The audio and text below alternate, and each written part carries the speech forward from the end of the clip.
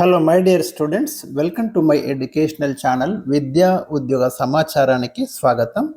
మనం ఈ వీడియోలో డిగ్రీ తెలుగు సెమిస్టర్ 3 విద్యార్థులకు సంబంధించి ఉన్నటువంటి తెలుగు పాఠ్యాంశాలను డిస్కస్ చేయబోతున్నాం.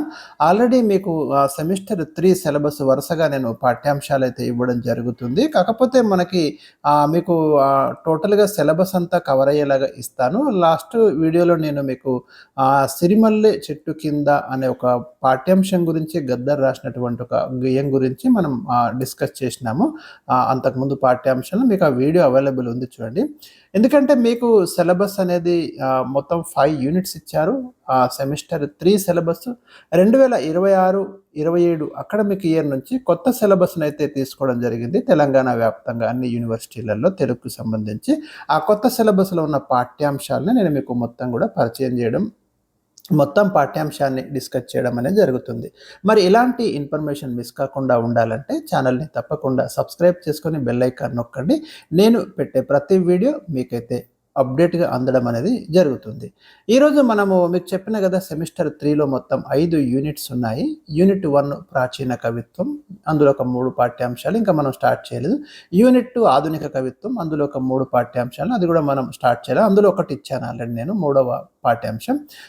యూనిట్ 3 వచ్చేసి మనకి కొన్ని ప్రక్రియలు, కథ, నవల, నాటకం, వీటి గురించి చర్చించమంటున్నాడు. అది యూనిట్ 3లో ఉంది. యూనిట్ 4లో ఏముందంటే మీకు జర్నలిజం మౌలిక అంశాలు అనే చాప్టర్ ఉంది. సో తర్వాత యూనిట్ 5 భక్త తుకారం నాటకం ఉంది, ఉపవాచకం. ఇక్కడ యూనిట్ 4లో ఉన్నటువంటి పాఠ్యాంశాలు నేను ఈ వీడియోస్లో ఇప్పుడు డిస్కస్ చేస్తా. అంటే యూనిట్ 4లో మనకి 3 ఉన్నాయి: వార్త నిర్మాణం, వార్త కథనాలు, ఇంటర్వ్యూ. 3 పాఠ్యాంశాలు ఈ యూనిట్లో ఇచ్చిండు మనకి. ఇవాళ మనము వార్త నిర్మాణానికి సంబంధించి ఒక్క పార్టే చూస్తాం. ఎందుకంటే ఆ ఒక్క పార్ట్లోనే మనకి 4 పార్ట్స్, 4 వీడియోస్ నేను చేయాల్సి వచ్చింది, పెద్ద చాప్టర్ కాబట్టి.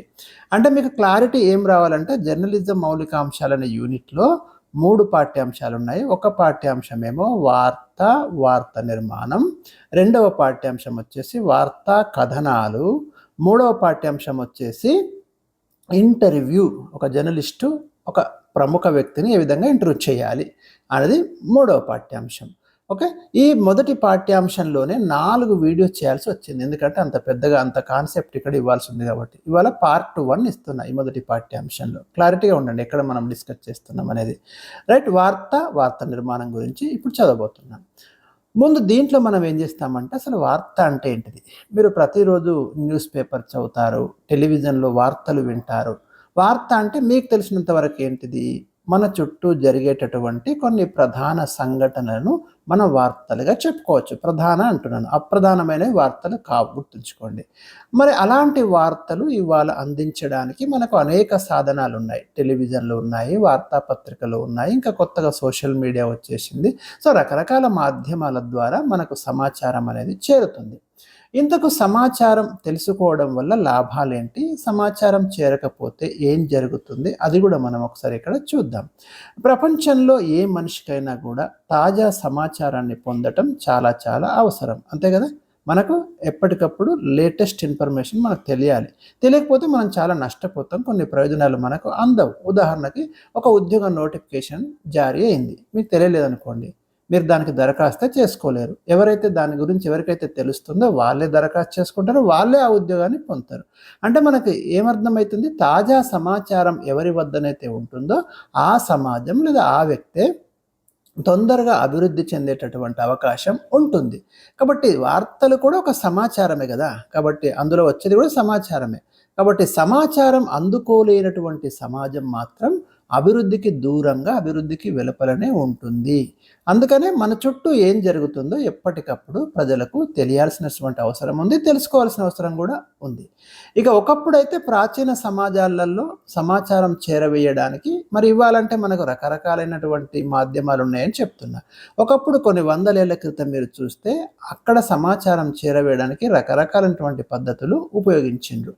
తర్వాత ఏమైంది? భాష ఏర్పడింది, లిపి ఏర్పడిన తర్వాత మరో కొత్త రకంగా సమాచారాన్ని మనం వేగంగా అందిస్తున్నాం. ఇప్పుడైతే మనకు సమాచారం వేటి ద్వారా వెళ్తుంది? పుస్తకాలు, పత్రికలు, radio, television, computer, cell phone ఇవన్నీ కూడా మనకు సమాచారాన్ని అందించేటటువంటి సాధనాలు. మీరు క్రీస్తుకు పూర్వం 5వ శతాబ్దంలో చూస్తే రోమన్ చక్రవర్తి జూలియస్ సీజర్, అంటే అప్పటికి అసలు ప్రింటింగ్ మిషన్ లేదు, ఈ పుస్తకాలు లేవు, పేపర్లు లేవు. అలాంటి సమయంలో ఆ రాజు తీసుకున్నటువంటి నిర్ణయాలను మరి ప్రజలకు తెలియాలంటే ఏ విధంగా తెలియజేసేవాడు? రాజవీధిలో రాతి పలక మీద రాయించేవాడు. ప్రజలు వాటిని చూసుకొని సమాచారాన్ని తెలుసుకునేవాళ్ళు. అంతెందుకు మన భారతదేశంలో మౌర్య చక్రవర్తి కూడా తాను తీసుకున్నటువంటి నిర్ణయాలు, తన యొక్క భావాలు, అభిప్రాయాలను శిలల మీద చెక్కించి ఆయా చోట్ల ప్రతిష్ఠించేవాడు. వీటిని మనం శాసనాలు అంటున్నాం. ఈ విధంగా సమాచారం చేరవేయడానికి వీళ్ళంతా కృషి చేసిండు. ఇక తర్వాత ఏమైందంటే సమాచారంలో విప్లవాత్మకమైనటువంటి మార్పు ఎప్పుడు వచ్చిందంటే మనకి 1450లో జాన్ గూటెన్బర్గ్ అనే సైంటిస్టు ముద్రణా యంత్రం కనిపెట్టడం జరిగింది. ఎప్పుడైతే ప్రింటింగ్ మిషన్ కనిపెట్టడం జరిగిందో పత్రికల ముద్రణ కావచ్చు, పుస్తకాల ముద్రణ కావచ్చు, కరపత్రాల ముద్రణ కావచ్చు వేగంగా జరిగింది. తద్వారా సమాచార వ్యాప్తిలో వేగం అనేది పెరిగింది. ఇక్కడ మీరు కొన్ని కీవర్డ్స్ కంపల్సరీ గుర్తుంచుకోవాలి. జూలియస్ సీజర్ కానివ్వండి, జాన్ గూటెన్బర్గ్ కానివ్వండి, అశోకుడు, ఇలాంటి ఏవైతే చెప్తున్నానో వాటి ఆధారంగానే మీరు మొత్తం పాఠ్యాంశాన్ని అక్కడ అంటే మీకు ప్రశ్నలు రాయాల్సి ఉంటుంది. లాంగ్ క్వశ్చన్ వస్తుంది. ఇక వార్తాపత్రికల కంటే ముందు కొన్ని కరపత్రాలు వచ్చేవి, గోడ పత్రికలు వచ్చేవి. గోడ మీదనే వార్తలు రాసేవాళ్ళు ఒకప్పుడు. తర్వాత ఇక వార్తాపత్రికలు వచ్చినాయి. మరి ఇంతకు వార్తాపత్రికలు భారతదేశంలో ఎప్పుడు మొదలైనాయని మనం ప్రశ్నించుకున్నప్పుడు మన దేశంలో మొట్టమొదటిసారిగా వార్తాపత్రిక స్థాపించింది ఎవరంటే జేమ్స్ ఆగస్టస్ హిక్కీ అండి. ఇతను స్థాపించిన పత్రిక పేరు బెంగాల్ గెజిట్. ఇది కలకత్తా నుంచి పబ్లిష్ చేయబడింది. ఇంగ్లీష్ వారపత్రిక, ఇది గుర్తుంచుకోండి. ఇది ఇంగ్లీషు వారపత్రిక. 1780 సంవత్సరంలో. ఈ లైన్ కంపల్సరీ గుర్తుపెట్టుకోండి మీరు. చాలా చాలా ఇంపార్టెంట్ మీరు, ఎందుకంటే ఇంట్రడక్షన్లో ఇదంతా రాయాల్సి ఉంటుంది అన్నట్టు. ఇంకా తర్వాత మనకి ఇంకొక వ్యక్తి గుర్తుపెట్టుకోవాలి. అమెరికాకు చెందినటువంటి జోసెఫ్ పులిట్జర్ అనే వ్యక్తి పాత్రికేయుడు, అంటే ఈయన జర్నలిస్టే. నూతన జర్నలిజానికి పునాది వేసిండు. అంటే జర్నలిజంలో కొత్త మార్పులు, కొత్త రకమైనటువంటి విప్లవాన్ని తీసుకొచ్చినటువంటి వ్యక్తిగా మనం ఎవరిని చూడాలి? అమెరికాకు చెందిన జోసెఫ్ పులిట్జర్ను. అందుకే ఈయన పేరు మీద ఇప్పటికి కూడా మనకు వార్తాపత్రికలకు సంబంధించి ఉత్తమ జర్నలిస్టులకు ప్రతి సంవత్సరం పులిట్జర్ అవార్డులు ఇస్తారు. మీకు జనరల్ నాలెడ్జ్లో కూడా అడుగుతాడు, పులిట్జర్ అవార్డులు ఏ రంగంలో ఇస్తారు అని. జర్నలిజం రంగంలో ఇస్తారన్నట్టు. అందుకే ఈ వ్యక్తిని కూడా ఇక్కడ మీరు గుర్తుంచుకోండి. ఇక జర్నలిజం మౌలిక అంశాలు అన్నాం కదా, జర్నలిజంలో బేసిక్ పాయింట్స్ అన్నాం కదా, సో అవి మనం ఇక్కడ చూడాలి. జర్నలిజం అనేది ఏంటిదంటే తాజా వివరాలు, జరిగిన సంఘటనలను లిపి ద్వారా ఇతరులకు చేరవేయడాన్ని జర్నలిజం అంటారు. లిపి ద్వారా చేరవేస్తున్నాం, ఇప్పుడు ఓరలో కూడా, ఇప్పుడు టెలివిజన్లో అయితే చెప్పడం ద్వారా కూడా చేరవేస్తున్నాం. ఏ రోజు జరిగే సంఘటనను ఆ రోజు కూర్చి రాసినటువంటి పుస్తకాన్ని జర్నల్ అంటారు. గుర్తుంచుకోండి, జర్నల్ అనే పదం నుంచే జర్నలిజం అనే పదం వచ్చింది. ఇక్కడ నుంచి చాలా చాలా ఇంపార్టెంట్ అండి. జర్నల్ అంటే అర్థమైంది, ఏ రోజు జరిగే సంఘటనను అదే రోజు కూర్చి రాసినటువంటి పుస్తకాన్ని జర్నల్ అంటారు. ఏ రోజు జరిగే సంఘటన ఆ రోజే రావాలి. ఇప్పుడు మన వార్తాపత్రికలలో నిన్న జరిగిన సంఘటన ఈ రోజు వస్తుంది. ఓకే, 3 రోజుల కింద జరిగింది వస్తే ఎవరు చదవరు. కాబట్టి జర్నల్ అంటేనే తాజా సమాచారంతో కూడిన పుస్తకం. ఆ జర్నల్ నుంచే జర్నలిజం అనే పదం వచ్చింది. ఏదైనా మీడియా సంస్థలలో సమాచారాన్ని సేకరించడానికి పనిచేసేవారు, సేకరించిన సమాచారాన్ని ఎడిట్ చేసి చదవడానికి వీలైన పద్ధతిలో అమర్చేవారు జర్నలిస్టులు. వీళ్ళు రాసిందే వార్త. అర్థమైంది కదా? వార్త అంటే ఇదండి. అంటే ఈ జర్నలిస్ట్ రాసేదే వార్త. ఇంకా వార్తకు నిర్వచనం ఉంది. ఏది వార్త అవుతుందంటే అది కూడా ఇచ్చాను కింద, మీరు చూడండి. నన్నయ్య కూడా మహాభారతంలో వార్త యొక్క ప్రాధాన్యత చెప్పిండు.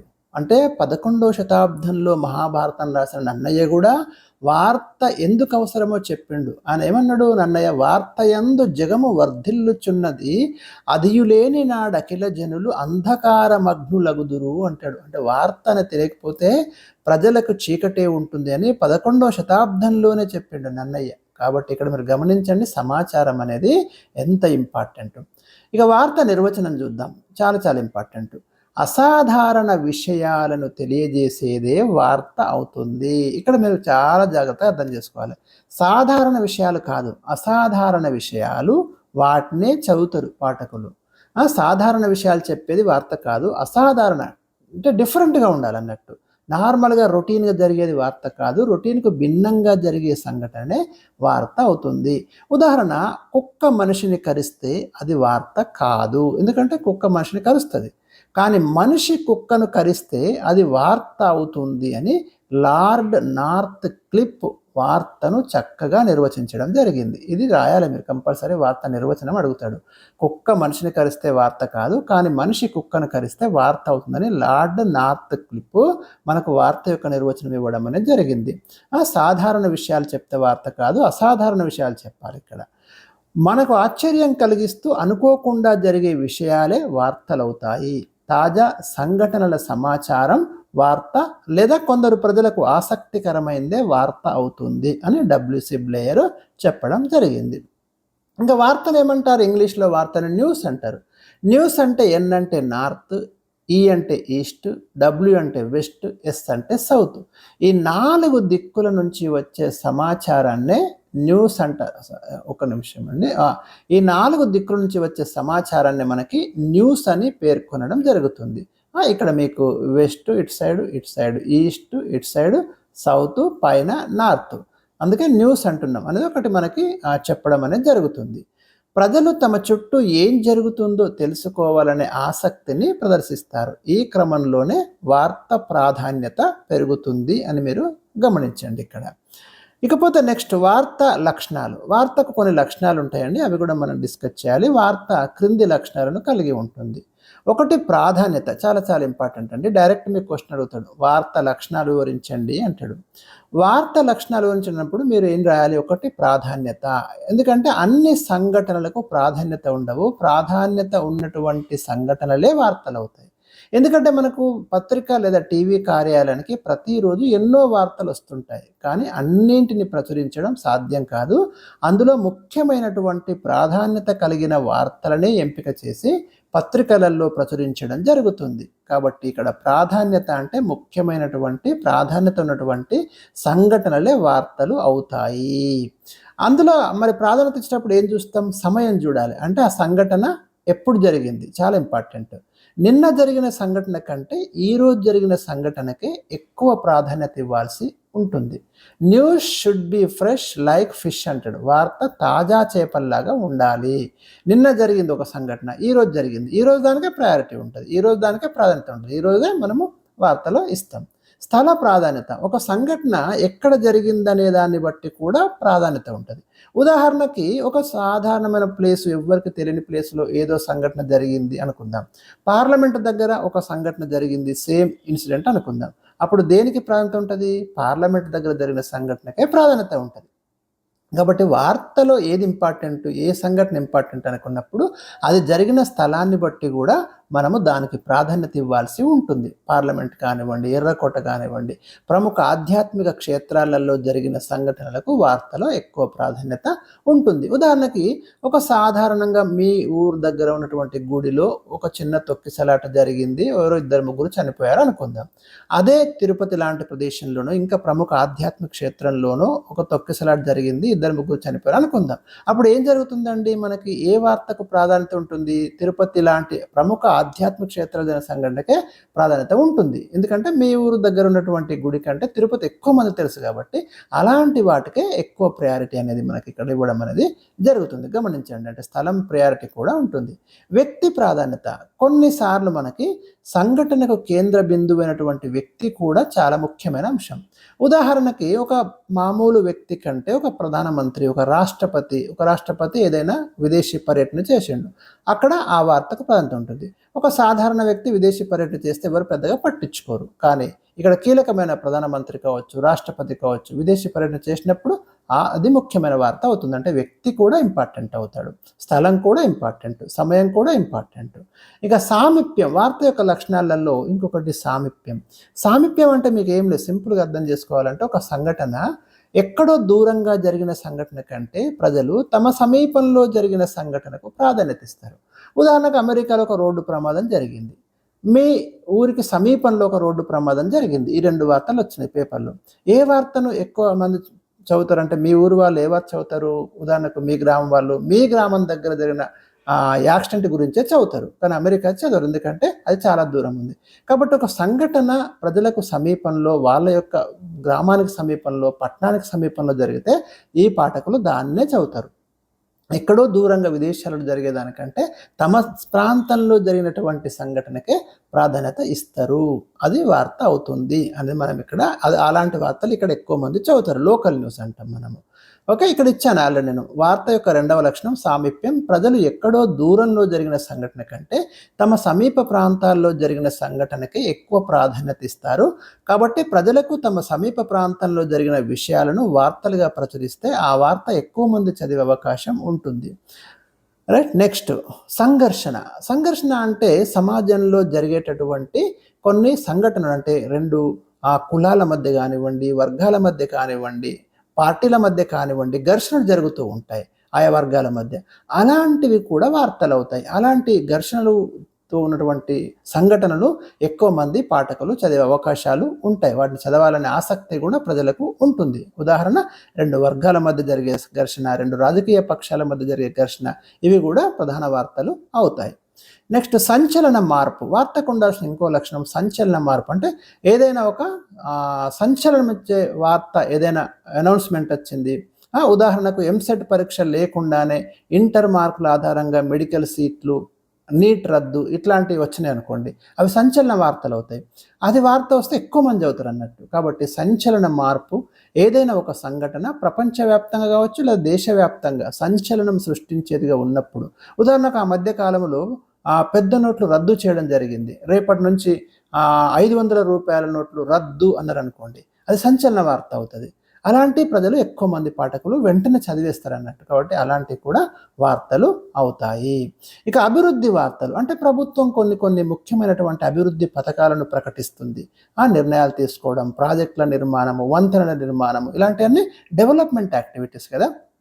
ఇలాంటివి కూడా మనకు పేపర్లలో మెయిన్ హెడ్డింగ్లు, ప్రధాన శీర్షికలతోటి వార్తలు రావడం అనేది జరుగుతుంది. కాబట్టి వీటిని కూడా ప్రజలు ఆసక్తిగా చదవడం అనేది జరుగుతుంది.